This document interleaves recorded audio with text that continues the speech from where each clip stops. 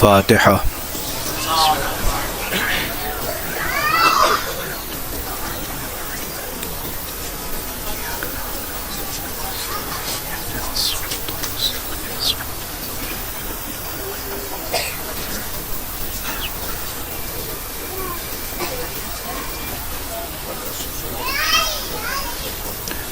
اعوذ باللہ من الشیطان الرجیم، بسم اللہ الرحمن الرحیم، الحمد للہ رب العالمین، والصلاة والسلام علی اشرف الخلائق اجمعین، سیدنا و سید الاولین والآخرین، حبیبنا و حبیب الہ العالمین، امام المرسلین و خاتم النبیین، ابی القاسم المصطفى محمد وعلى اہل بیتہ الطیبین الطاہرین الہداة المہدیین المعصومین المظلومین، واللعنة الدائمة على أعداء الدين أجمعين. أما بعد، فقد قال الله تعالى عز اسمه في محكم كتابه ومتقن خطابه، بسم الله الرحمن الرحيم، من عمل صالحا من ذكر أو أنثى وهو مؤمن فلنحيينه حياة طيبة ولنجزينهم أجرهم بأحسن ما كانوا يعملون، صدق الله العلي العظيم۔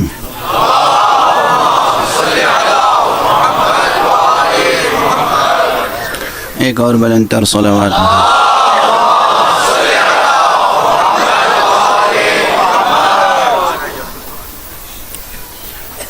ایام عزا ہیں، ابھی فضائے مجلس سید الشہداء برقرار ہے۔ یہی ایام اور یہی فضا حقیقت حیات کو درک کرنے کے لیے بہترین موقع ہوتا ہے، بلکہ فصل زندگی کاٹنے کا یہی موسم ہے۔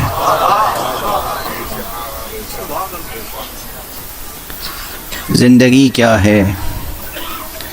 موت کی حقیقت کیا ہے؟ نادانوں کے لیے یہ معمہ ہے، عارفوں کے لیے لطیفہ ہے۔ اس معنی میں لطیفہ نہیں ہے جس معنی میں آپ روزمرہ کی گفتگوؤں میں لطیفے سناتے ہیں۔ لطیفہ ہے، نکتہ ہے، لطف الہی ہے۔ زندگی لطف الہی ہے اور موت بھی لطف الہی ہے۔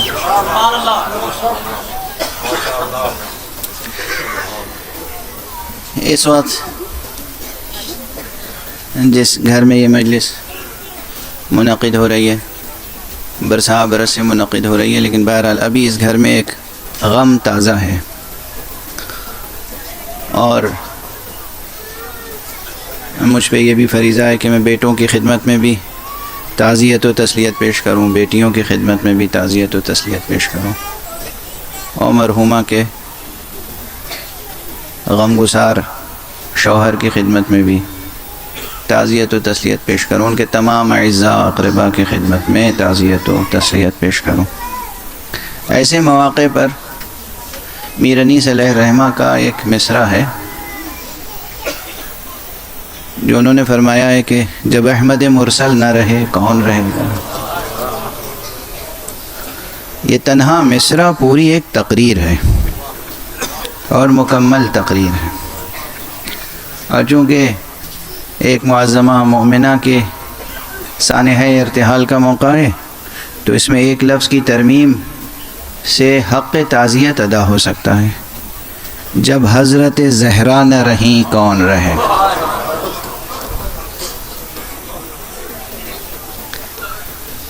یہ دنیا اصلاً انسان کے ہمیشہ ہمیشہ رہنے کے لیے بنائی نہیں گئی ہے.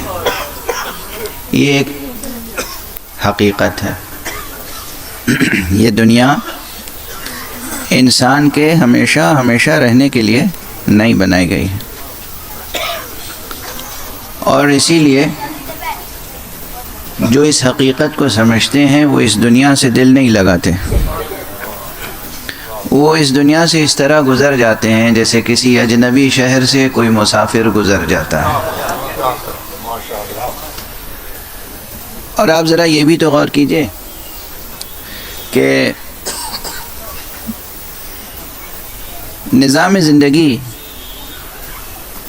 عجیب و غریب نہیں محسوس ہوتا جب انسان اس دنیا میں پیدا ہوتا ہے؟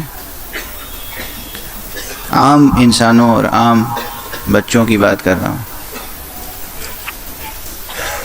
تو اسے کچھ بھی نہیں آتا. اس کی کتاب فطرت میں جو کچھ تحریر ہے وہ تو ہے، مگر اسے خود اپنی کتاب فطرت کو پڑھنا نہیں آتا. آداب، تہذیب، سلیقہ کچھ بھی تو نہیں آتا. اور پھر دھیرے دھیرے یہ انسان، یہ بچہ دھیرے دھیرے ایک ایک بات سیکھتا ہے. خود ماں کے آغوش میں ہوتا ہے، مگر ماں سے کس طرح بیہیو کرنا چاہیے یہ بچہ نہیں جانتا.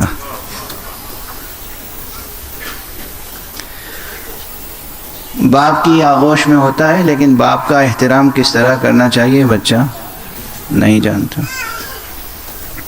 دھیرے دھیرے یہ ماں باپ کی قدر سیکھتا ہے، عزیز اقربا، احباب، اصدقاء. اور اس کے بعد دھیرے دھیرے یعنی سیکھنے کا عمل جاری رہتا ہے.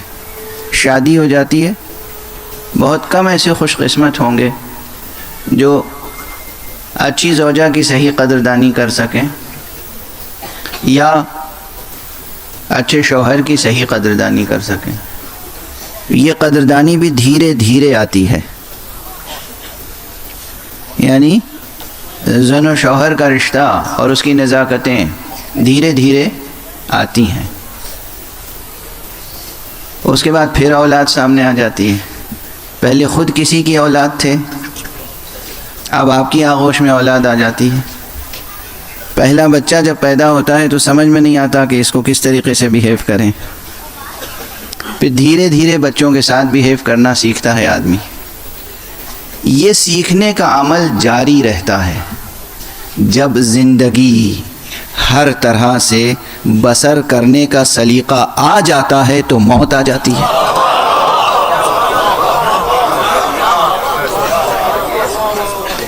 کیا ستم ظریفی ہے. غور فرما رہے ہیں آپ؟ یہ زندگی اور موت کی کیا ستم ظریفی ہے. جب اچھی طرح سے زندگی بسر کرنا آتا ہے تو موت آ جاتی ہے. اس کے معنی یہ ہے کہ دراصل یہاں بھیجا گیا ہے زندگی بسر کرنے کا ایک تجربہ کرنے کے لیے. زندگی تو کہیں اور بسر کرنی ہے. ایک صلوات پڑھ دیجئے محمد.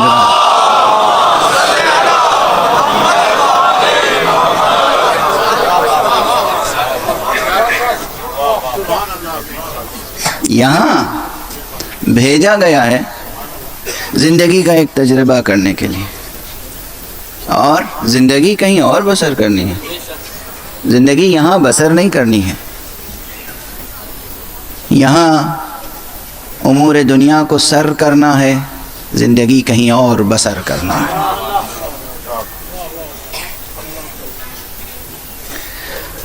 بات اس عنوان سے چل پڑی ہے تو میں اپنی ایک پرانی بات دہرا دوں. ہو سکتا ہے بہت سے حضرات کو یاد ہو، اور ہو سکتا ہے کہ بہت سے حضرات کو نہ یاد ہو، اور ہو سکتا ہے کہ بہت سے حضرات نے سنی ہی نہ ہو. میرے بچپن میں نجف اشرف میں میرے والد ماجد مرحوم مغفور مجھے قرآن مجید پڑھایا کرتے تھے، اور نصاب یہ تھا کہ روزانہ 5 آیتیں پڑھاتے تھے، ناظرہ دیکھ کر ترجمے کے ساتھ، اسی بچپن میں جس طرح بھی ممکن ہوتا تھا ترجمے کے ساتھ، یا ان آیات میں جو میسیج ہوتا تھا، جو پیغام ہوتا تھا، وہ سمجھا دیتے تھے۔ اور میرا وظیفہ یہ ہوتا تھا کہ وہ مجھے پڑھا کے صبح اور پھر اپنے درس پر چلے جاتے تھے، اور جب شام کو واپس آتے تھے تو وہ آیتیں میں انہیں فوراً گھر میں داخل ہوتے ہی دامن پکڑ کے دروازے پر ہی سنا دیتا تھا، اور ترجمہ بھی سنا دیتا تھا۔ جب وہ اس آیت پر پہنچے کل نفس ذائقۃ الموت،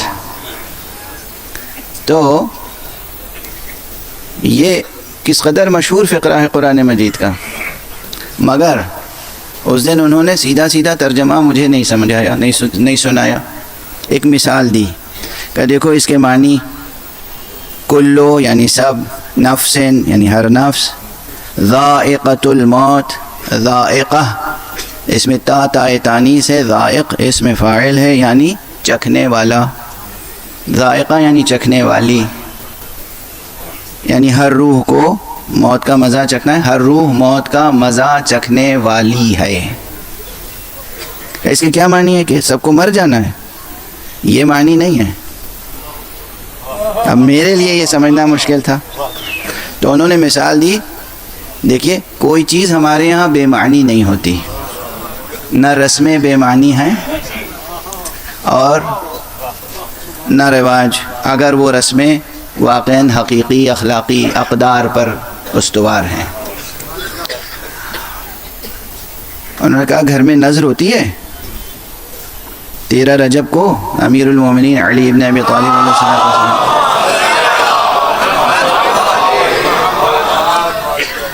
22 رجب کو حضرت امام جعفر صادق علیہ السلام، اور یہ نجف اشرف کے دوران قیام ہمارے گھر کا امتیاز تھا کہ ہمارے ہاں یہ 2 نظریں بہت اہتمام سے ہوتی تھیں، ایک 22 رجب اور ایک 22 جمادی الثانیہ، دسترخوان امام جعفر صادق علیہ السلام اور دسترخوان امام حسن مجتبی علیہ السلام۔ یہ میرے گھر کا امتیاز تھا، اللہ کا شکر ہے، اور سب آتے تھے، بر صغیر کے حضرات بھی، ہندوستان کے، پاکستان کے اور عرب بھی۔ انہوں نے کہا یہ نظر ہوتی ہے، یہ بتاؤ چکھنے والے بہت سے آتے ہیں اور چکھنے کے لیے کوئی شیرینی رکھ دی جاتی ہے، ختم کون ہوتا ہے؟ چکھنے والے ختم ہوتے ہیں یا وہ چیز ختم ہوتی ہے جو چکھی جائے؟ اسی بچپن میں مجھے موت و حیات کا فلسفہ ایسا سمجھایا انہوں نے کہا کہ قرآن کہہ رہا ہے ہر نفس کو موت کا مزہ چکھنا ہے، یعنی بالآخر ختم موت کو ہونا ہے، انسان کو ختم نہیں ہونا۔ ایک صلوات پڑھ دیجئے محمد۔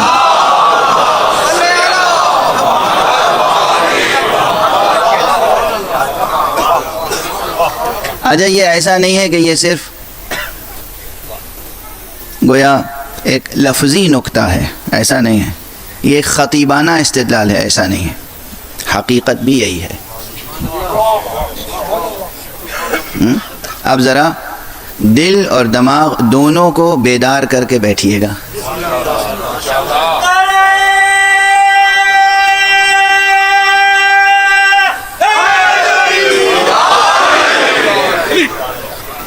یہ میں بار بار عرض کر چکا ہوں اور ہمیشہ کہتا رہوں گا کہ یہ انسان خود ایک روحانی مخلوق ہے، انسان مادی مخلوق نہیں ہے، قطعاً مادی مخلوق نہیں ہے، انسان ایک روحانی، بنیادی طور پہ انسان ایک روحانی مخلوق ہے۔ جب تک حضرت آدم کا پتلا تھا تو بس وہ پتلا ہی تھا، انسان کب کہلایا؟ جب اس میں روح ڈالی گئی، تو بنیادی طور پر انسان روحانی مخلوق ہے۔ یہ روح کیا ہے؟ خدا کی قسم ساری دنیا کی فصاحتیں اور بلاغتیں نثار ہو جائیں فصاحت و بلاغت قرآنی پر، قرآن معجزہ ہے، اور وہ بھی قرآن معجزہ ختم نبوت ہے۔ توجہ رہے، افسوس ہے مسلمانوں پر کہ وہ آج بھی قرآن کے صحیح قدردان نہیں ہیں۔ قرآن معجزہ ختم نبوت ہے، اور یہ سمجھ لیجئے کہ جس طریقے سے صلوات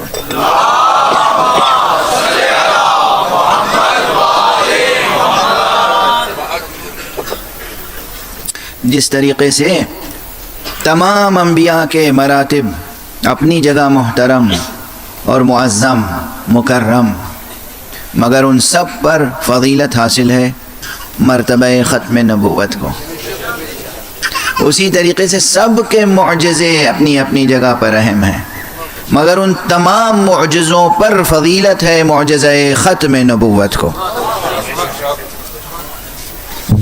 آپ حضرات بے شک و سبحان اللہ تو کہہ دیتے ہیں، مگر اس کے بعد جو حق ہے وہ ادا نہیں کرتے، بس سبحان اللہ کہنے کو سمجھتے ہیں حق ادا ہو گیا۔ قرآن کی قدردانی کریں، قرآن کی تلاوت کریں، قرآن کو سمجھنے کی کوشش کریں، قرآن کی گہرائیوں میں سفر کریں، قرآن کو اپنا ہمدم و ہم نفس بنائیں۔ یہ جو میں عرض کر رہا ہوں اسے غور تو کریں، کیا عرض کر دیا میں نے آپ کے سامنے؟ دوسرے انبیاء کے معجزات کیا کیا ہیں؟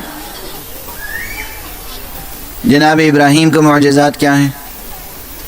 4 پرندوں کو لیا اور انہیں ٹکڑے ٹکڑے کر دیا، اور اس کے بعد پھر اسے مخلوط کر دیا، اور مخلوط کرنے کے بعد 4 چوٹیوں پر الگ الگ 4 پہاڑیوں پہ رکھ دیا، اور پھر انہیں آواز دی، اور وہ پرندے پھر مجسم اور زندہ اور صحیح و سالم ہو کر پرواز کرتے ہوئے خلیل حق کے سامنے آ گئے۔ کوئی معمولی معجزہ ہے؟ یہ کوئی معمولی معجزہ ہے؟ قرآن میں مذکور ہے نا، کسی روایت میں تو نہیں ہے کہ آپ کہیں ضعیف روایت ہے۔ یہ جناب عیسیٰ علی نبینا وعلیہ السلام کے معجزے، نابینا کو بینا کر دینا، مردے کو زندہ کر دینا، ان تمام معجزوں پر فضیلت رکھتا ہے معجزہ مقام ختم نبوت۔ یعنی یہ قرآن مجید، یہ قرآن عظیم، یہ قرآن حکیم، یہ قرآن کریم، یہ نور مبین، یہ کتاب مبین، یہ ذکر حکیم۔ خود اس قرآن مجید کے کتنے نام ہیں؟ اس قرآن مجید کے اتنے نام اس لیے ہیں کہ اس کے اندر اوصاف اتنے ہیں، آثار اتنے ہیں، آثار ہیں قرآن مجید کے، قرآن مجید سے وابستہ ہوں۔ اگر آپ ضبط کریں تو یہیں پر ایک ایسی روایت کا حوالہ دوں گا کہ جس کے بعد فوراً ظاہر ہے کہ مصائب کی طرف ذہن ملتفت ہو جاتا ہے۔ قرآن مجید کی پہلی ہی آیت بسم اللہ الرحمن الرحیم، اس میں کتنے آثار ہیں، اس کے کتنے آثار ہیں، صرف آیت بسم اللہ الرحمن الرحیم۔ بیماریوں کے لیے شفا، اور مادہ کائنات میں تصرف کا اسم اعظم ہے بسم اللہ۔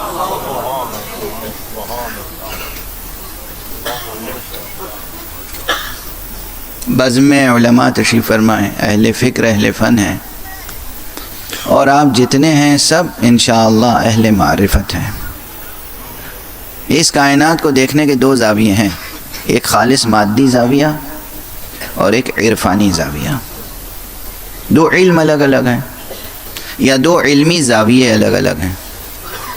ایک ہے مادی زاویہ، یعنی ایک شخص وہ ہے جو اس نے صرف فزکس پڑھی ہے، کیمسٹری پڑھی ہے، اور فزیکل پوائنٹ آف ویو سے وہ کائنات کو دیکھتا ہے، اور ایک وہ ہے جس نے علم معرفت حاصل کیا ہے، عرفانی نقطہ نظر سے کائنات کو دیکھتا ہے۔ جو فزکس کے نقطہ نظر سے کائنات کو دیکھتا ہے وہ اتنا ہی دیکھ پاتا ہے جتنا اسے سورج کی روشنی میں دکھائی دیتا ہے۔ ایک بہت بڑی حقیقت ہے جو سادہ سے جملے میں نے عرض کر دی۔ جو اسٹوڈنٹس پیور سائنس کے، کور سائنسز کے، جو نیچرل سائنسز کے جو اسٹوڈنٹس ہیں، وہ بھی آپ کو ڈیفینیشن بیان کریں گے تو یہی کریں گے، فزیکل ورلڈ وہی ہے کہ جہاں تک سورج کی روشنی روشن کرتی ہے، لیکن ہمیں تو اس کی جستجو ہے جو سورج کو روشن کرتا ہے۔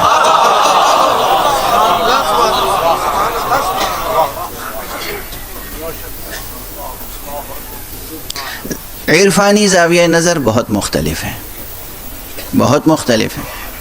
بعض حضرات معمولی سی لاجک اور سائنس، نیچرل سائنسز پڑھ لیتے ہیں اور سمجھتے ہیں کہ کل علم ان کے پاس آ گیا، پھر ہر چیز کا انکار کر دیتے ہیں۔ جو چیز سورج کی روشنی میں نظر نہیں آتی اس کا انکار کر دیتے ہیں، اور یہ بڑی مشکل منزل ہے۔ کسی چیز کا انکار بھی بغیر دلیل نہ کریں، کسی چیز کا اعتراف بھی بغیر دلیل نہ کریں، دونوں صورتوں میں عقل انسانی گناہگار ہو جائے گی۔ کوئی بات دلیل کے بغیر تسلیم نہ کریں، لیکن کوئی بات دلیل کے بغیر رد بھی نہ کریں، انکار بھی نہ کریں۔ انسان جو کہ ایک روحانی مخلوق ہے، کس اعتبار سے روحانی مخلوق ہے؟ اس لیے کہ اس کے اندر روح ہے۔ یہ روح کیا ہے؟ اس کی تعریف جس انداز سے قرآن مجید نے کی ہے،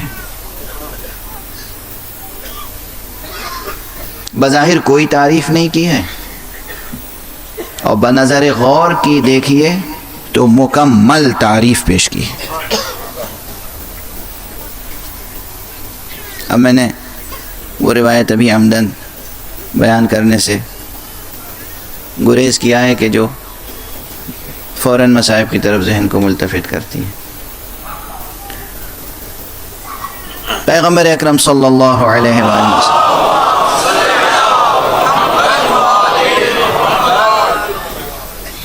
فرماتے ہیں کہ سورہ حمد، یہ سورہ فاتحہ، سورہ حمد یہ سورہ شفا ہے۔ جو بھی بیماری ہو، چاہے وہ ذہنی ہو، نفسیاتی ہو، اخلاقی ہو یا جسم،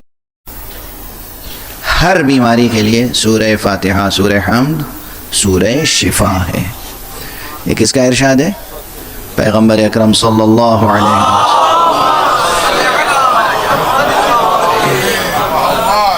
بہت سے حضرات روزانہ مجھ سے پوچھتے ہیں یہ بیماری ہے کوئی دعا بتا دیجئے، یہ بیماری ہے کوئی دعا بتا دیجئے۔ آج میں ممبر سے عرض کر رہا ہوں، اب کم سے کم بیماریوں کے لیے کوئی سوال کرنے نہ آئے۔ اگر بھروسہ ہے، اگر اعتبار ہے تو میں ممبر سے عرض کر رہا ہوں نا۔ آپ مجھے خطیب سمجھتے ہیں، آپ سمجھتے ہیں کہ آپ کا 1 گھنٹہ 1.5 گھنٹہ یہ ٹائم کل کرنے کے لیے میں ممبر پہ آتا ہوں۔ یہ سوء ظن ہے، آپ کو بدظنی ہے مجھ سے۔ میں ممبر سے وہ بات، اس سے پہلے یہ جملہ کہہ چکا، میں ممبر سے وہ بات عرض کرتا ہوں جو حضور حق روز محشر کہہ سکوں۔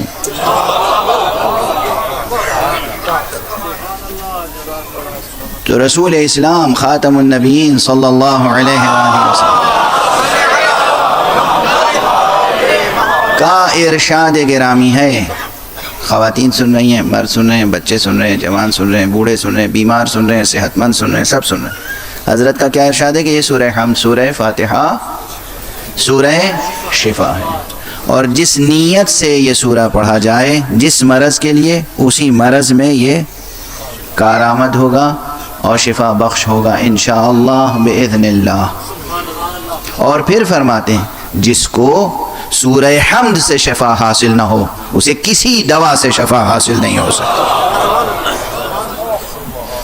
آپ غور فرمائیں، جسے سورہ حمد سے شفا حاصل نہ ہو، اسے کسی دوا سے شفا حاصل نہیں ہو سکتی۔ موضوع تو میرا کچھ اور ہے، لیکن دھیرے دھیرے گفتگو ہو رہی ہے تو انشاءاللہ کچھ دیر تک ہوگی، تو میں اس گفتگو کو مکمل کر دوں۔ حضرت فرماتے ہیں سورہ حمد، سورہ فاتحہ، سورہ شفا ہے، جس مرض میں بھی جس نیت سے پڑھا جائے یہ سورہ اس میں شفا بخش ہوگا۔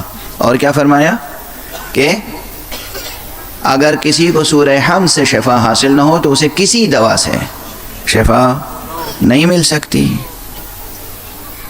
اب اس کے بعد ایک مطلب اور عرض کر دوں اسی تسلسل میں، حضرت صلی اللہ علیہ وآلہ وسلم سے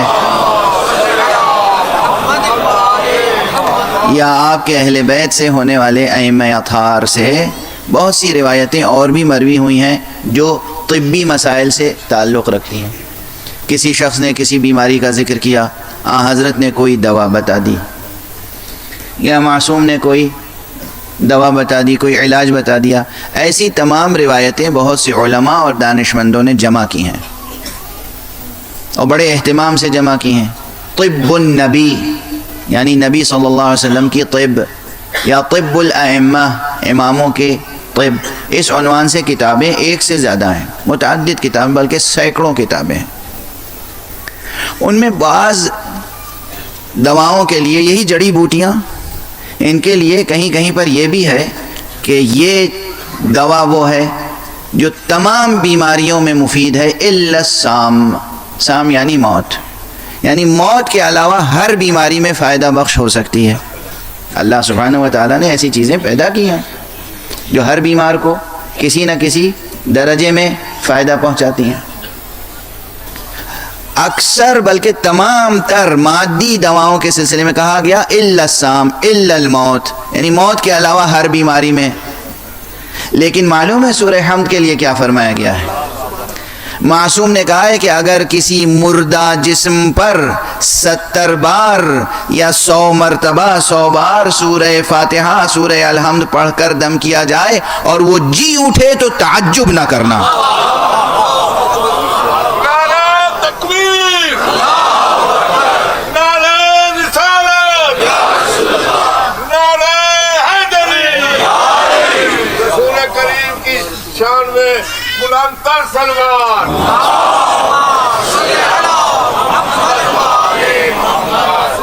واضح ہے انشاءاللہ یہ معروضات، یہ گزارشات یاد رہیں گے آپ کو اور آپ اس سے فائدہ اٹھائیں گے۔ کوئی بھی بیماری ہو، معمولی سی بیماری ہو یا خطرناک بیماریاں ہوں، مزمن بیماریاں ہوں، کوئی بھی بیماری ہو، قرآن شفا ہے۔ سورہ مبارک فاتحہ سورہ حمد شفا ہے، اور سورہ حمد وہ سورہ ہے کہ جو موت کو زندگی سے بدل سکتا ہے۔ بہرحال اب یہ قرآن مجید، بہت سے ذہنوں میں اٹھنے والے سوالات کا جواب تو یہیں مل گیا ہوگا۔ میں نے پہلے جناب ابراہیم کا واقعہ ذکر کیا کہ جناب ابراہیم نے 4 پرندوں کو لیا، انہیں ٹکڑے ٹکڑے کیا، 4 پہاڑیوں پہ تقسیم کیا، پھر آواز دی اور وہ صحیح و سالم ہو کر پرندے اڑتے ہوئے ان کی بارگاہ میں آ گئے، یعنی گویا مردہ زندہ ہوا۔ جناب عیسیٰ کا معجزہ قرآن مجید میں موجود ہے، اور پھر میں نے عرض کیا کہ جو تمام انبیاء کے معجزات ہیں ان تمام معجزات پر فضیلت رکھتا ہے معجزہ ختم نبوت، یعنی یہ قرآن۔ توجہ ہے؟ اور جب قرآن فضیلت رکھتا ہے ان تمام معجزوں پر تو اس کے معنی ہے کہ اس قرآن ہی میں بعض وہ کلمات ہوں گے، بعض وہ اسماء ہوں گے، بعض وہ اسرار ہوں گے، بعض وہ سورے ہوں گے، بعض وہ آیتیں ہوں گی جو بیماروں کو شفا بخشتی ہوں گی، نابینا کو بینا کرتی ہوں گی، مردوں کو جلاتی ہوں گی۔ اور جب اس قرآن مجید میں یعنی ان الفاظ میں یہ تاثیر ہے تو جنہیں اللہ نے قرآن ناطق بنا کر بھیجا ہے کیا ان کے انفاس قدسیہ میں یہ تاثیر نہ ہوگی؟ اسی لیے ہم جب ذکر کرتے ہیں کہ کسی معصوم نے کسی مردے کو ٹھوکر مار دی اور جی اٹھا،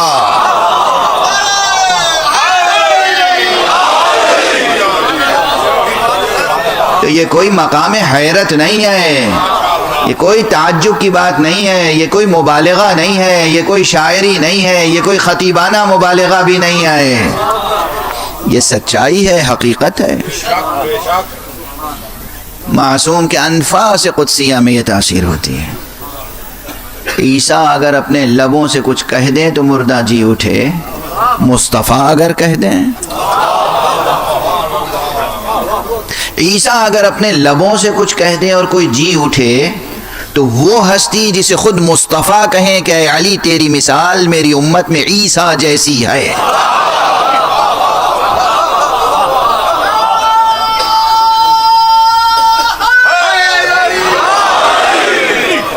ایک صلوات پڑھ دیں محمد۔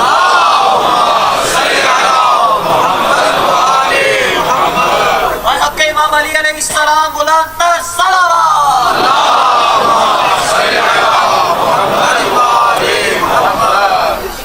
یہ حدیث نبوی ہے، حضور اکرم صلی اللہ علیہ وآلہ وسلم نے ارشاد فرمایا ہے کہ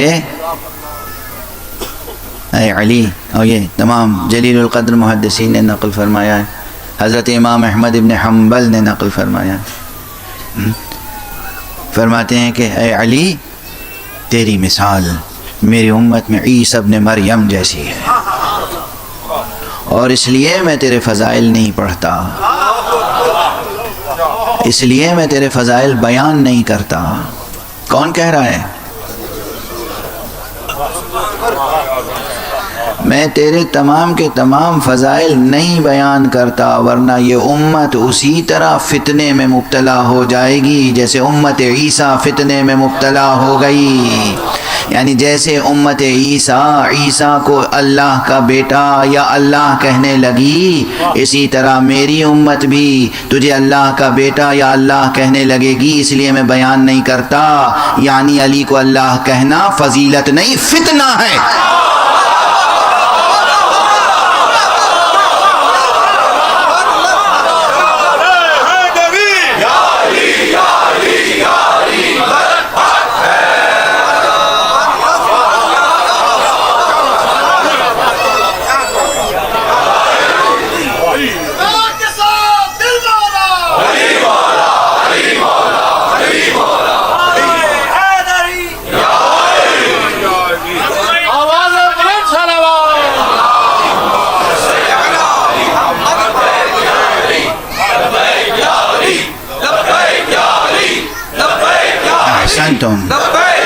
لبیک یا علی۔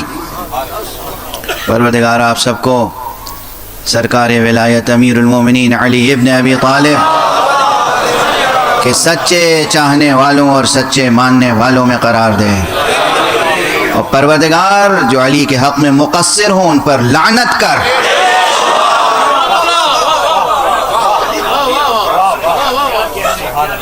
مگر جو علی کا نام لے کر فتنہ برپا کر رہے ہوں مالک ان کی بھی ہدایت کر۔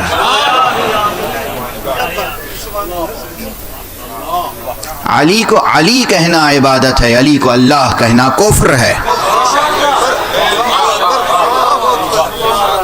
علی اللہ نہیں ہے، علی علی ہے،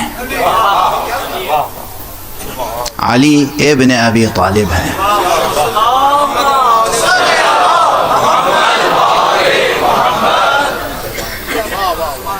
بہرحال گفتگو کہاں سے کہاں پہنچ گئی؟ عرض یہ کر رہا تھا کہ یہ قرآن معجزہ ہے، تمام نبیوں سے کے معجزات سے بڑھ کر یہ معجزہ ہے، مقام ختم نبوت کا معجزہ ہے، اور ہر اعتبار سے معجزہ ہے۔ یہ معجزہ فصاحت و بلاغت بھی ہے، یہ معجزہ ہدایت بھی ہے، یہ معجزہ معنوی بھی ہے۔ اس کے مضامین اور ان مضامین کے اظہار کا اسلوب سب معجزہ ہے۔ چنانچہ قرآن مجید میں ہی یہ مکالمہ موجود ہے، اگر اس مکالمے کو کچھ سمجھ لے تو پھر روح اور نفس اور حیات اور موت کے متعلق جتنے سوالات ہیں سب حل ہو جائیں گے اس ایک مکالمے میں۔ اور یہ جملہ محفوظ رکھیے گا کہ نہ صرف تھیوریٹیکل اعتبار سے، نظری اور نظریاتی اعتبار سے، بلکہ عملی جہت سے بھی مشہور مقام ہے اور سورہ بنی اسرائیل میں ہے، سورہ اسراء میں، قرآن پاک کا 17واں سورہ ہے. یسألونک عن الروح قل الروح من امر ربی، یہ پوچھتے ہیں تم سے روح کے بارے میں، اے رسول یہ پوچھتے ہیں روح کے بارے میں. قل کہہ دیجئے، قل الروح من امر ربی. روح تو اب خدا کی قسم اس چھوٹے سے فقرے میں کس قدر گہرائی ہے فکری عرفانی اور کس قدر دلاویزی ہے بیان کی. جب تک ادبی ذوق اور حکیمانہ ذوق دونوں بیدار نہ ہو، قرآن مجید کی تلاوت سے انسان محظوظ نہیں ہو سکتا. پھر عرض کروں گا کہ ماشاءاللہ بزم میں علماء تشریف فرمائیں اور ممبر کے قریب جناب حجت الاسلام والمسلمین علامہ سید افتخار حسین نقوی صاحب تشریف فرمائیں. آپ کے ملک کے بزرگ علماء میں سے ہیں اور ماشاءاللہ ان کی خدمتیں بھی بہت ہیں اور انسانی ہیومینیٹیرین سروسز بہت ہیں جو انہوں نے انسانی خدمتیں کی ہیں اور کر رہے ہیں، تعلیمی خدمتیں ہیں، اور اب تو ماشاءاللہ میڈیا میں بھی حرف حق کو دور دور تک پہنچانے میں اپنے سچ سے کام لے رہے ہیں. پروردگار ان کے دست و بازو کو مضبوط رکھے، آپ حضرات ان کے ساتھ تعاون فرمائیں. حالانکہ یہ دنیا وہ اس دور میں داخل ہو چکی ہے کہ جہاں نیکیوں پر عدم تعاون اور برائیوں پہ تعاون کا رواج ہو چکا ہے. ہاں اس دور میں یہی ہے. قرآن مجید نے کہا ہے وَتَعَاوَنُوا عَلَى الْبِرِّ وَالتَّقْوَى وَلَا تَعَاوَنُوا عَلَى الْإِثْمِ وَالْعُدْوَانِ. دیکھو تم ایک دوسرے کا ساتھ دو، ایک دوسرے کے ساتھ ہم آہنگی اور ہمکاری سے کام لو، ایک دوسرے کے ساتھ تعاون کرو بر و تقوی کی راہ میں. بر یعنی نیکی، بر و تقوی. وَلَا تَعَاوَنُوا اور ہرگز تعاون نہ کرو عَلَى الْإِثْمِ وَالْعُدْوَانِ گناہ اور تجاوز، ظلم اور زیادتی اور تجاوز کی راہ میں تعاون نہ کرو. مگر آپ دیکھ رہے ہیں کہ دنیا میں ظلم و زیادتی اور تجاوز اور جنگ اور جدل اور فتنہ پروری کی راہ میں تعاون ہو رہا ہے اور قیام امن کے لیے کوئی تعاون نہیں کرتا. بہرحال ہمیں اس مجمع سے یہ توقع ضرور ہے کہ یہ مجمع وہ ہے جو کسی اور نام پر نہیں آیا ہے، یہ نام حسین پر آیا ہے. نام حسین ابن علی پر جو قدم اٹھتے ہیں وہ ہمیشہ خیر کی راہ میں اٹھتے ہیں، تقوی کی راہ میں اٹھتے ہیں، امن کی راہ میں اٹھتے ہیں. پروردگار انہیں اپنی عافیت میں رکھے. لبیک یا حسین، لبیک یا حسین، لبیک یا حسین، لبیک یا حسین، لبیک یا حسین. جزاکم اللہ. تو بہرحال آپ سے یہ توقع ہے کہ تعاون فرمائیں گے. اب یہ عالم جلیل القدر ہیں اور علماء و دانشمندان ہیں، تو اس جملے کو سمجھیے گا کہ اگر ادبی ذوق بیدار نہ ہو اور ساتھ میں حکیمانہ ذوق بھی بیدار نہ ہو، انٹلیکچول ڈائمنشن اگر صحت مند نہیں ہے، پرفیکٹ نہیں ہے، اور لٹریری ڈائمنشن اگر وہ بھی پرفیکٹ نہیں ہے، تو قرآن مجید سے مکمل طور پر انسان محظوظ نہیں ہو سکتا، حظ حاصل نہیں کر سکتا، لطف کلام معشوق اٹھا نہیں سکتا. قرآن کلام معشوق ہے، معشوق علی الاطلاق وہی ہے. کائنات کے ذرے ذرے کو اس سے عشق ہے. ہمیں حسین سے عشق ہے اور حسین کو جس سے عشق ہے وہ اللہ ہے. ہمیں علی سے عشق ہے اور علی کو جس سے عشق ہے وہ اللہ ہے. ہمیں محمد سے عشق ہے، محمد کو جس سے عشق ہے وہ اللہ ہے. اللہ کا کلام ہے قرآن، یعنی کلام معشوق مصطفیٰ. آپ کی طبیعتیں منقلب نہ ہوں تو بس یہ جملہ کہہ کے گزر جاؤں. کیسے معشوق کا کلام ہے کہ گلا کٹ گیا پھر بھی حسین نو کے نیزہ پہ وہ کلام پڑھتے رہے. یہ سب فضائل کی باتیں، یہ سب مصائب کے واقعات آپ سنتے ہیں نا، اس میں ڈوب جایا کیجیے۔ ایک فقرہ انسان کی ہدایت کے لیے کافی ہوتا ہے، ایک فقرہ، کوئی ایک واقعہ کسی معصوم زندگی کا، کوئی ایک جملہ، کوئی ایک فقرہ کافی ہوتا ہے۔ بہرحال اب اپنی طبیعتوں پہ ذرا سا ابھی صبر کا پہرا بٹھائے رکھیں تاکہ بات کسی منزل تک پہنچ جائے۔ روح کے سلسلے میں یہ بیان قرآنی اس قدر دلاویز ہے، پہلے لفظوں کی دلاویزی دیکھ لیں، کیا ارشاد فرمایا گیا؟ یسألونک عن الروح،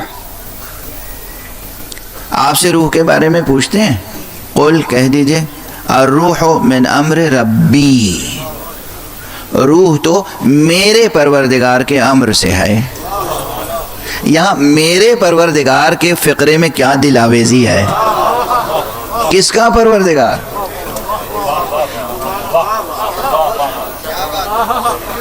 کس مقام پر کیا فقرہ ادا ہوا ہے؟ اور ہمارے یہاں اللہ رب العالمین ہے، اللہ رب العالمین ہے، اللہ تمام کائنات کا خالق ہے اور تمام کائنات کا پرورش کرنے والا ہے، رب العالمین ہے، معبود علی الاطلاق ہے۔ لیکن اس مقام پر کہا یہ گیا کہ قل الروح من امر ربی، یہاں واحد متکلم کی ضمیر لائی گئی، کہہ دیجئے کہ یہ میرے پروردگار کے امر سے ہے۔ کیا دلاویزی ہے یہاں پر، اور کیا حکمتیں ہیں، کیا اسرار پوشیدہ ہیں یہاں پر۔ مصطفیٰ کی زبان سے یہاں پر ضمیر واحد متکلم کیوں لائی گئی؟ کس قدر غور طلب بات ہے یہ، کسی صرف ایک مومن کی روح کی بات تو ہو نہیں رہی تھی، توجہ ہو رہا ہے؟ یہ بنی ہاشم کے افراد کی روح کی بات تو تھی نہیں، یہ خاندان مصطفیٰ کی روح کی بات تو تھی نہیں۔ پوچھنے والے کون آئے تھے؟ کفار، مشرکین، یہود، نصارہ۔ پوچھنے والے انسان عام، وہ کہہ رہے ہیں روح کیا چیز ہے، اور سرکار ختمی مرتبہ سے کہا جا رہا ہے آپ کہہ دیجئے کہ یہ تو میرے پروردگار کے امر سے ہے۔ اللہ اکبر، اللہ اکبر۔ اگر یہیں سمجھ جائے اہل قرآن، امت قرآن، وہ امت جو جناب مصطفیٰ پر ایمان لائی ہے، اگر یہ سمجھ جائے کہ روح تو مصطفیٰ کے رب کے امر سے ہے، تو یہ امت کبھی مر نہیں سکتی، یہ امت کبھی موت سے ڈر نہیں سکتی۔ عجب مقام ہے، قل الروح من امر ربی، میرے پروردگار کے امر سے ہے یہ روح۔ ابھی یہاں بہت دلاویزیاں ہیں، لیکن اب ہم اس امر پہ آ جائیں کہ امر کیا ہے۔ قل الروح من امر ربی، امر سے مراد کیا ہے؟ روح امر حق سے ہے۔ امر سے کیا مراد ہے؟ امر کے کتنے معنی ہیں؟ اب یہ بالکل اصول فقہ کا چیپٹر کھل جائے گا۔ لفظ امر، الف میم رے یا حمزہ میم رے، اس کے کتنے معنی ہیں عربی میں؟ کن کن معنی میں استعمال ہوتا ہے؟ اصلی معنی کیا ہیں، حقیقی معنی کیا ہیں، مجازی معنی کیا ہیں؟ اس آیت میں کون سے معنی مراد ہیں؟ اور ہمارے اب اتنی تیزی سے میں نے یہ بتا دیا تاکہ جو ریسرچ کا مزاج رکھتے ہیں وہ ریسرچ کریں۔ امر کبھی تو فعل امر کو کہتے ہیں، جو حکم دیا جائے، حکم جو دیتا ہے کوئی آمر، کوئی صاحب اقتدار، کوئی جو بلند رتبہ ہو، وہ اپنے سے کمتر رتبے والے کو جو حکم دیتا ہے اسے کہتے ہیں امر۔ اس امر کی جمع ہے اوامر، جو حکم کوئی بڑا، صاحب اقتدار، صاحب اختیار، صاحب اقتدار، صاحب اختیار اپنے ماتحت کے لوگوں کو جو حکم دیتا ہے اسے کہتے ہیں امر۔ چنانچہ اللہ سبحانہ و تعالی جو کہ صاحب اختیار ہے علی الاطلاق، سب پر اختیار رکھتا ہے، صاحب اقتدار ہے علی الاطلاق، تو وہ جو حکم دیتا ہے اس کا ہر حکم امر کہلاتا ہے۔ قرآن مجید میں تلاش کیا جاتا ہے کہ بھئی یہ چیز دین میں داخل ہے یا داخل نہیں ہے۔ کسی بھی چیز کے لیے اگر تلاش کرنا ہو کہ یہ دین میں ہے یا دین میں نہیں ہے، تو دین میں تو وہی چیز ہو سکتی ہے داخل جس کا اللہ نے امر کیا ہو. ٹھیک ہے نا؟ دین میں ہماری خواہش سے کوئی چیز داخل نہیں ہو سکتی، ہماری پسند سے کوئی چیز داخل نہیں ہو سکتی، کوئی بھی چیز ہو، اچھی ہو یا اچھی نہ ہو. عام طور پہ لوگ اچھی ہی چیز تو دین میں داخل کرتے ہیں. ایسا کون بدبخت اور بدذوق ہوگا جو کسی بری چیز کو دین میں داخل کرے؟ اچھی ہی چیز کو دین میں داخل کیا جاتا ہے. فرض کیجئے کوئی مستحب نماز ہے، مگر یہ مستحب نماز اگر جماعت سے نہیں پڑھی جاتی اور کوئی کہے امر کے طور پر کہ جماعت سے پڑھو، مثال ہے جیسے نماز شب ہے. آپ کو معلوم ہے نماز شب کی فضیلت کتنی ہے؟ نماز شب کی کتنی فضیلت ہے؟ یہ 8 رکعت نماز اور اس کے بعد 2 رکعت نماز شفع اور 1 رکعت نماز وتر، یہ 11 رکعت نمازیں جسے نماز تہجد بھی کہتے ہیں. یہ نماز تہجد، نماز شب، نوافل شب، ان کی کتنی فضیلت ہے.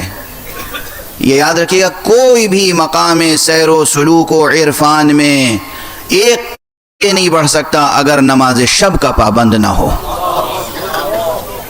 نماز شب دروازے کھولتی ہے، نماز شب راہیں روشن کرتی ہے، نماز شب زینہ بزینہ اس بلندی کے سیڑھیوں پر اوپر بلند کرتی ہے. یہ نماز شب ہے. بغیر نماز شب کے ناممکن ہے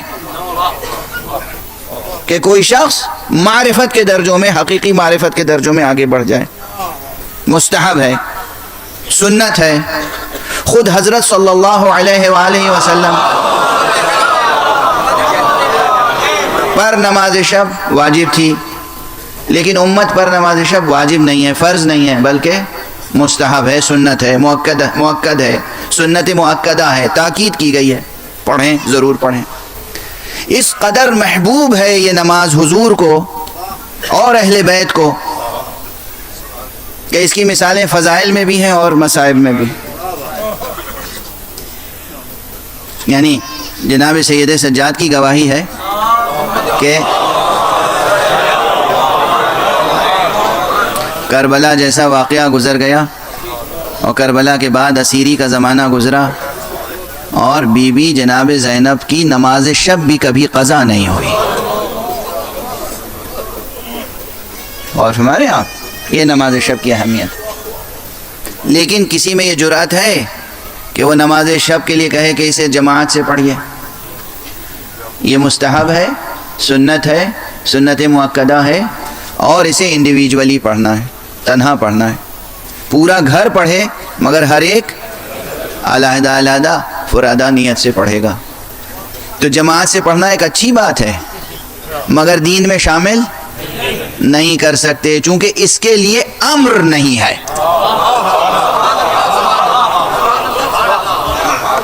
یہ معیار لے کے جائیے گا اور ہر چیز پر اس کو منطبق کیجیے گا. جس چیز کو بھی آپ دین میں داخل کریں، یہ سوچ لیجیے گا دین میں وہ چیز داخل ہوگی جو اللہ کا امر ہو. نماز اقیموا الصلاۃ، اقیمو کیا ہے؟ صیغہ امر ہے.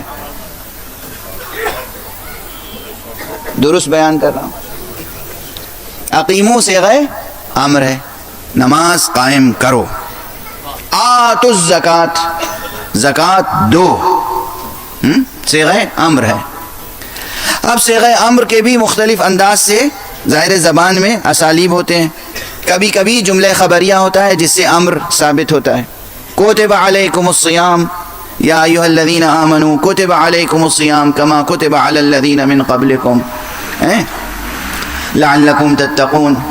یہ جملہ جو ہے جملہ خبریہ ہے مگر مفید امر ہے. اب یہ ٹیکنیکل بحثیں ہیں، اصول فقہ کی اور گرامر کی اور قانون کے گرامر کی. ایک ہوتی ہے زبان کی گرامر، ایک ہوتی ہے قانون کی گرامر. زبان کی گرامر جو ہے وہ نحو کہلاتی ہے اور قانون کی گرامر جو ہے وہ جورسپروڈنس کہلاتی ہے. جج صاحب بھی سامنے تشریف فرمائیں. جسٹس صاحبان بھی تشریف فرما ہیں. تو اللہ سبحانہ و تعالی چونکہ مطلق اختیار رکھتا ہے، خالق ہے، سب سے بلند ہے، سب پر اقتدار رکھتا ہے، تو جو وہ حکم دے وہ امر ہے. اور اس امر کی جمع کیا ہے؟ اوامر. اور کبھی کسی شے کو امر کہتے ہیں، حکم نہیں ہے اس میں، کوئی شے ہے.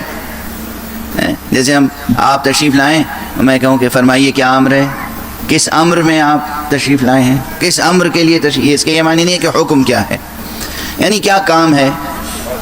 یا کسی شے کو بھی امر کہتے ہیں. اس امر کی جمع ہے امور، اس امر کی جمع ہے اوامر، اس امر کی جمع ہے امور. غور فرما رہے ہیں؟ اب روح کے لیے جو امر استعمال ہوا ہے یہ کس معنی میں استعمال ہوا؟ قل الروح من امر ربی، کہہ دیجئے کہ روح تو میرے پروردگار کے امر سے ہے. قیامت ہے، قیامت ہے یہ آیت، غوغا ہے، قیامت ہے، بے پناہ ہے یہ آیت. اس ایک آیت کو سمجھنے کے لیے اور اسے واضح کرنے کے لیے بہت وقت چاہیے. ایک صلوات پڑھیے محمد والے.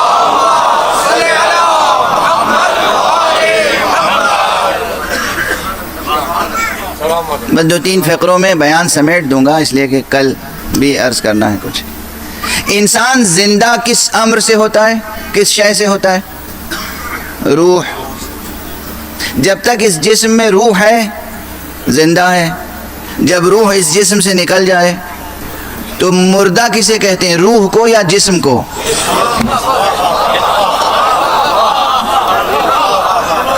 پروردگار آپ کی ذہانتوں میں اور برکت عطا فرمائے.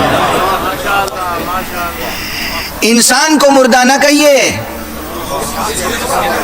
یہ جسم مردہ ہو گیا، وہ روح جہاں بھی ہوگی زندگی کو برقرار رکھے گی.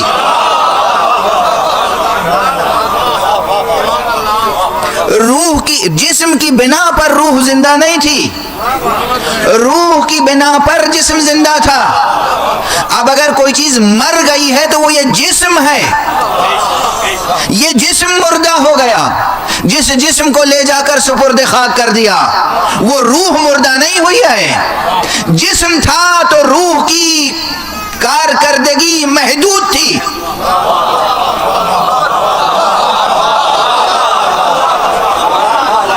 جسم جب مردہ ہو گیا تو اب روح کی کارکردگی نامحدود ہو گئی.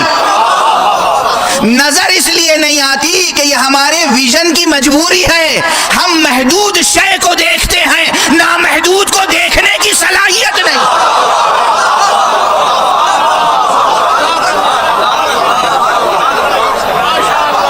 صلوات پڑھیے محمد والے.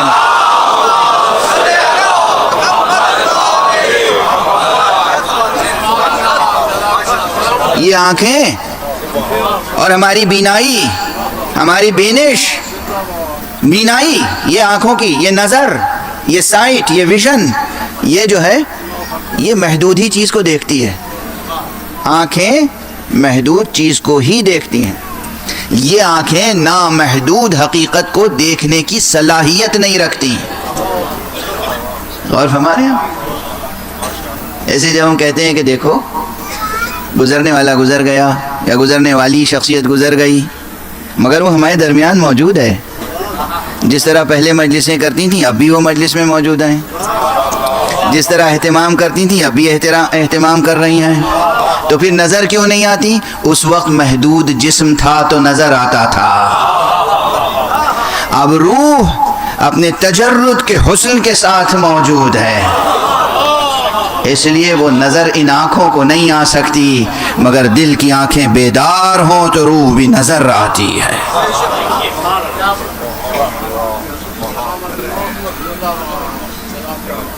مطالب بہت ہیں، بس آج یہ تمہید تھی. ابھی تو اس آیت کا ترجمہ نہیں کیا جسے میں نے سرنامہ کلام قرار دیا ہے، اب یہ صرف تمہید تھی. لیکن بہرحال یہ مطالب خدا کا شکر ہے کہ آپ حضرات تک منتقل ہوئے. حضرت سے فرمایا گیا کہہ دیجئے کہ روح تو میرے پروردگار کے امر سے ہے. اب یہ امر کے کیا معنی ہیں؟ بس ایک فقرہ اور عرض کر دوں.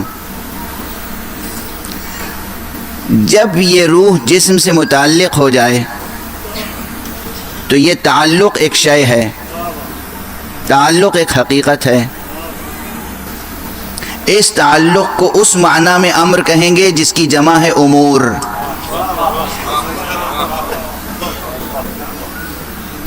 دقیق بحث ہے اور تفسیری بحث بھی ہے اور فلسفیانہ بحث بھی ہے، لیکن بہرحال میں ایسی بحثوں کو پیش کرنے کا عادی ہوں اور آپ برداشت کرنے کے عادی ہیں.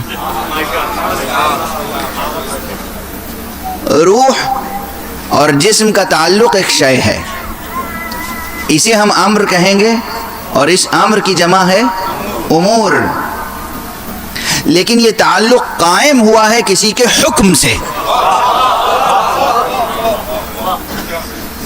وہ حکم ہے میرے مصطفیٰ کے رب کا.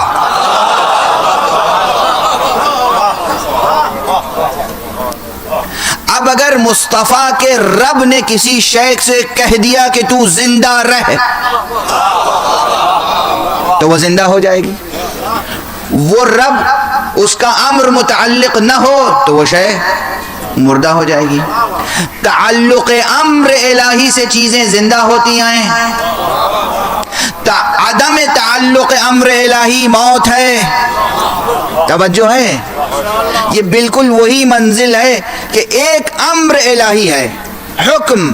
جہاں جہاں جس جس شے سے یہ حکم متعلق ہوتا چلا جائے گا وہ شے جی اٹھے گی. اور کوئی شرط نہیں ہے زندگی کی. زندگی کا انحصار صرف امر الہی پر ہے، امر رب مصطفیٰ پر. عجب مقام ہے. میری طاقت تو ساتھ چھوڑ گئی، مگر بحث بہت لطیف ہے اور یہیں سے فضائل کے دروازے کھلتے ہیں، یہیں سے معجزات کی حقیقت سمجھ میں آتی ہے.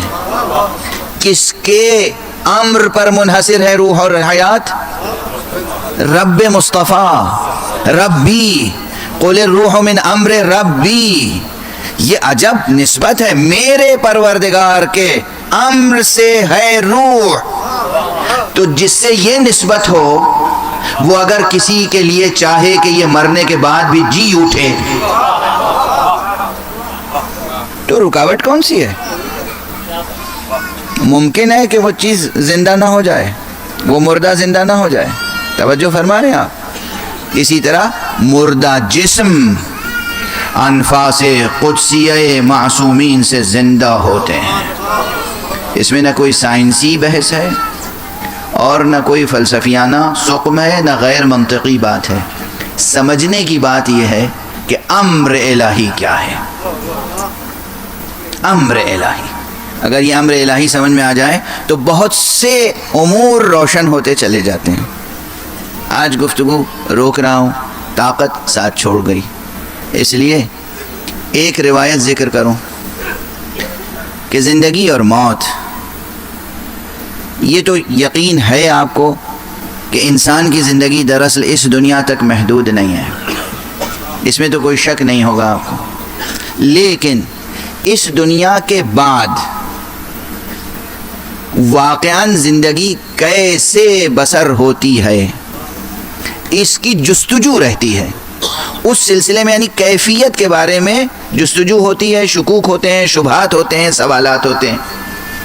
اللہ سبحانہ و تعالی لطیف ہے، رحیم ہے، کریم ہے، اس لیے اس نے ایک نشانی رکھی، ایک آیت رکھی، ایک نشانی رکھی، تکوینی آیت، تکوینی آیت، ایک نشانی رکھی کہ اس نشانی کے ذریعے سے تم یہ سمجھ سکو کہ اس جسم سے الگ ہو کر بھی زندگی برقرار رہتی ہے. وہ کون سی نشانی ہے؟ وہ ہے خواب.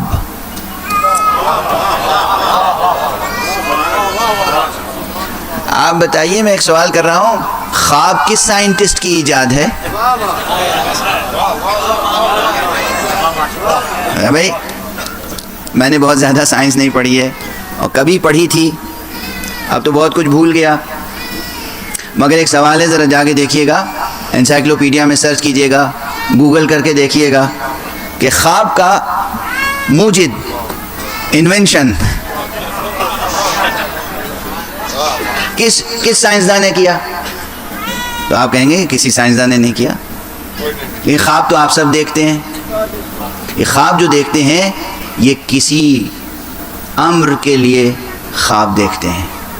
یہ نشانی ہے, یہ اس بات کی نشانی ہے کہ آپ سمجھتے ہیں کہ یہ مادی جسم, یہ آنکھیں دیکھتی ہیں, یہ کان سنتا ہے, نہ یہ کان سنتا ہے, نہ یہ آنکھیں دیکھتی ہیں, نہ یہ زبان بولتی ہے. خواب میں کبھی آپ نے کسی کو دیکھا ہے, اس کی بات سنی ہے, خود اس کو کوئی جواب دیا ہے؟ جواب بھی دیتے ہیں, سنتے بھی ہیں, دیکھتے بھی ہیں, کبھی کھاتے بھی ہیں, چکھتے بھی ہیں, مزہ بھی یاد رہتا ہے, لہجہ یاد رہتا ہے, آواز یاد رہتی ہے, سب کچھ یاد رہتا ہے, مگر منہ بند کا بند رہتا ہے, آنکھیں بند کی بند رہتی ہیں, کان بند کے بند رہتے ہیں, بستر پہ پڑے سوتے رہتے ہیں, اٹھ کے کہتے ہیں جنت کی نعمتیں کھا کے آ رہا ہوں.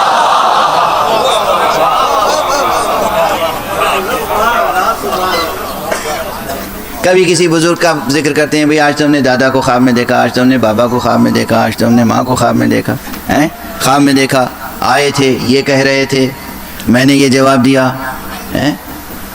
یہ خواب حق سبحانہ و تعالیٰ کی ایک تکوینی نشانی ہے کہ اس جسم سے ہٹ کر بھی روح کی زندگی ہے.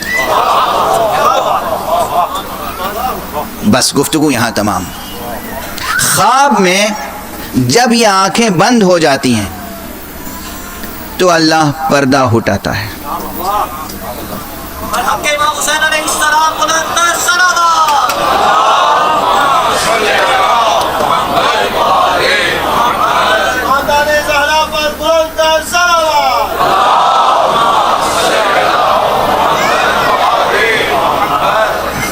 خواب میں آنکھیں بند ہو جاتی ہیں تو آنکھوں کے سامنے سے باطنی چشم باطن کے سامنے سے حق سبحانہ و تعالیٰ پردے ہٹا دیتا ہے, اٹھا دیتا ہے حجابات.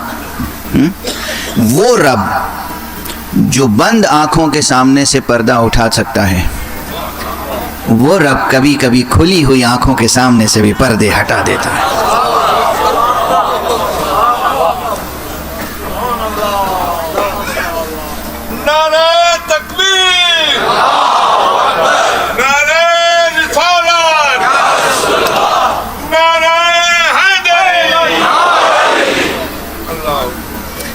آنکھیں کھلی ہوئی ہیں, جو چیزیں ان آنکھوں سے نظر نہیں آتی وہ ہماری آنکھوں کی مجبوری ہے کہ دیکھ نہیں سکتی, اس کی مجبوری نہیں ہے کہ دکھا نہیں سکتا. کن کن مقامات سے گفتگو گزر رہی ہے. ہماری آنکھوں کی مجبوری ہے کہ یہ دیکھ نہیں سکتی, اس کی مجبوری نہیں ہے کہ اگر وہ کچھ دکھانا چاہے تو دکھا نہیں سکتا. توجہ ہے؟ بس ضروری یہ ہے کہ اس کا فیض ہم تک پہنچنے کے لیے کوئی واسطہ فیض ہو.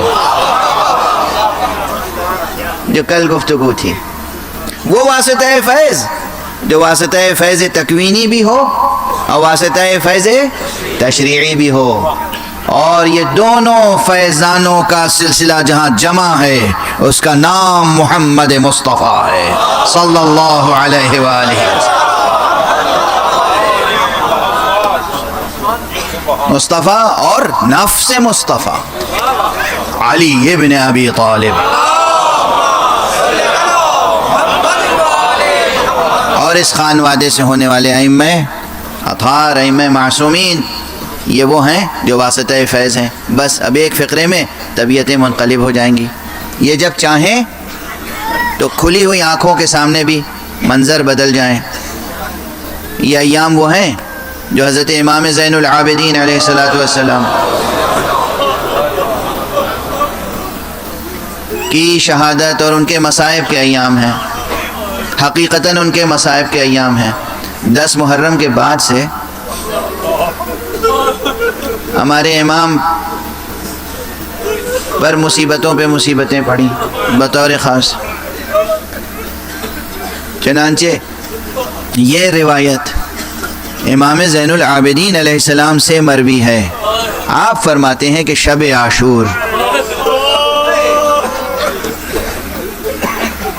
میرے بابا نے اپنے اصحاب کے سامنے ایک خطبہ ارشاد فرمایا اور یہ کہا کہ دیکھو یہ قوم صرف میرے خون کی پیاسی ہے، میں اپنی بیعت تمہاری گردنوں پر سے اٹھائے لیتا ہوں، تمہارے اوپر کوئی ذمہ داری نہیں ہے، تم جہاں جانا چاہو چلے جاؤ، اس رات کی تاریکی میں، اس شب کے پردے میں تم جہاں جانا چاہو چلے جاؤ، تم اس رات کو اپنا مرکب بنا لو، فاتخذوہ جملا، تم اپنے لیے اسے مرکب بنا لو، جہاں چاہے چلے جاؤ، یہ تم سے کوئی تعرض نہ کریں گے، اور اگر تنہا جاتے ہوئے تمہیں شرمندگی محسوس ہوتی ہے تو میرے اہل بیت میں سے ایک ایک بچے کا ہاتھ پکڑ لو اور چلے جاؤ، یہ صرف اور صرف میرے خون کے پیاس۔ یہ سننے کے بعد اصحاب نے کیا کہا؟ کیا اصحاب تھے، خدا کی قسم، تاریخ گواہ ہے کہ کس قدر سچے ہیں، کس قدر مبنی بر حقیقت ہیں سرکار سید الشہداء کے یہ جملے جو انہوں نے اپنی بہن جناب زینب سے کہے تھے۔ جب جناب زینب نے کہا ہے کہ آپ نے اپنے اصحاب کو آزما لیا ہے، کہا بہن زینب مجھے اللہ نے وہ اصحاب دیے ہیں کہ ایسے اصحاب نہ میرے بابا علی مرتضیٰ کو ملے، نہ ایسے اصحاب میرے نانا محمد مصطفیٰ کو ملے۔ تو جناب سید سجاد فرماتے ہیں کہ اصحاب نے جب یہ جملہ سنا، آقا نے فرمایا کہ تم چلے جاؤ، تو تڑپ گئے، اور سب سے پہلے اصحاب میں سب سے پہلے حضرت ابو الفضل العباس بلند، آقا ابا عبداللہ فرزند رسول، آپ کو چھوڑ کر ہم چلے جائیں،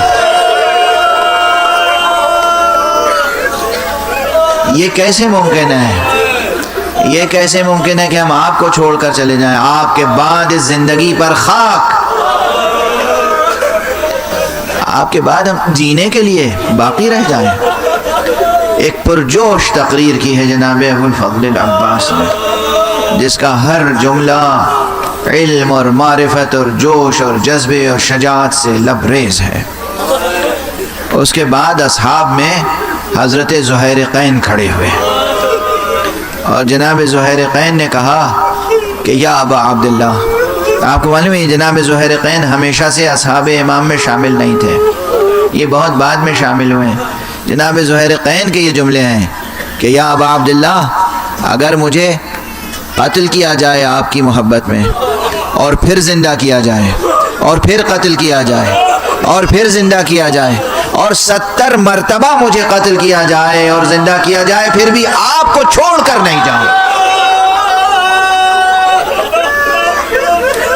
اجرکم علی اللہ، پروردگار آپ سب میں یہ جوش اور یہ جذبہ عطا فرمائے، ہمارے جوانوں میں یہ جذبہ ہو کہ ہم اپنے جسم کا ایک ایک قطرہ لہو امام پر نثار کریں گے، ہم اپنے جسم کا ایک ایک ذرہ امام پر قربان کریں گے۔ یہ جذبہ ہمیشہ ہونا چاہیے، اس جذبے میں کمی نہیں آنی چاہیے۔ جناب زہیر نے تقریر کی، جناب حبیب ابن مظاہر نے تقریر کی، جناب بریر حمدانی نے تقریر کی، تمام اصحاب نے جب تقریر کر لی اور امام زین العابدین سماعت فرما رہے ہیں، تو جناب امام زین العابدین فرماتے ہیں کہ جب سب نے اپنے جذبات کا اظہار کیا تو میرے بابا نے کہا اچھا تم اس قدر ثابت قدم ہو، اپنے جذبے میں اس قدر پختہ ہو، تو اب ذرا اپنے مقامات خود اپنی نگاہوں سے دیکھ، آسمان کی طرف نظر تو اٹھاؤ، دیکھو یہ منزل حبیب کی ہے، یہ منزل زہیر کی ہے، یہ منزل بریر کی ہے۔ ایک ایک صحابی کو وہ منزلیں دکھائیں جو بعد شہادت انہیں منزلیں ملنی تھی۔ اجرکم علی اللہ، یہ ہے وہ واسطہ فیض، یہ ہے وہ واسطہ فیض، یہ ہے وہ انسان کامل، یہ ہے وہ ولی حق، یہ ہے وہ جانشین رسول، یہ ہے وہ امام جسے اللہ نے فیض تکوینی اور فیض تشریعی دونوں فیوز کا واسطہ قرار دیا ہے۔ یہ ہے امام، جو چیزیں ان آنکھوں سے کبھی نظر نہیں آ سکتی اس دنیا میں، وہ بس اب 2 جملے عرض کروں گا اور گفتگو تمام کروں گا۔ یہ تو امام کی کیفیت تھی اور اصحاب سے گفتگو تھی کہ اصحاب کی آزمائش کے بعد اصحاب کو بعد میں انہیں ملنے والے مقامات و منازل کی سیر کرا دی۔ بس ایک جملہ کہوں گا اور آپ دیر تک روتے رہیں گے۔ کچھ گفتگویں وہ ہیں جو آقا نے سر قلم ہو جانے کے بعد کی ہیں۔